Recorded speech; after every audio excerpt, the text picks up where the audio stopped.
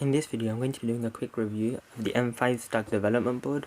So I've got the basic version and it comes in a pretty nice plastic enclosure, and if we open it, it comes with a mini USB-C cable, the board itself which is in a nice plastic enclosure, and also some jumper cables. It also comes with some stickers and an instruction manual. You press the button once to switch it on, and then it loads up with the launcher that they've pre-installed on it. You press it once to reset it again, and they've already put a few apps on it, some Python scripts that have been pre-coded. So for example, the Wi-Fi scanner, which will just scan the nearest Wi-Fi networks around you. It's also got a USB Type-C connector, and it can be programmed through USB or through the Wi-Fi. They also sell lots of modular sensors. So over here I've got the ENV hat, and this is a temperature, moisture and humidity sensor, but they sell lots of other ones too. It also comes nicely presented in this plastic enclosure, and once we open it, we've got the sensor itself, which then just plugs into the top over here. And if you don't want to connect it straight to it, you can also use the included jumper wires and have it connected to a cable instead.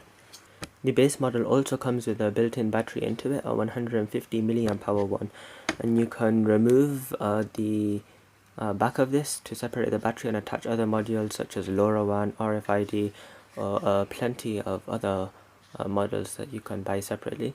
So to do that, all you have to do is just pull this back cover off. It's quite hard to remove, so I'm just going to use a plastic spudger and gently pry it off. So here are the two separate modules, and the battery is actually integrated inside this, and this also distributes the I/O.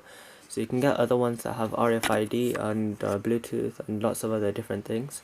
Mine is just simply a battery, and then it distributes the I/O. Over here we have the board itself. We've got an ESP32 over here, and they've got a nice diagram here showing all of the pinouts. We've got a micro SD card reader which is connected to this side here. You might need that, let's say you need extra storage. Over here we can also see we've got a little antenna, so this is for the Wi-Fi, as the ESP32 has Wi-Fi built inside it, which is a really useful feature, and it makes it really easy to program, and it's really useful if you want to integrate it in your code as well, if it requires Wi-Fi capabilities such as smart home automation.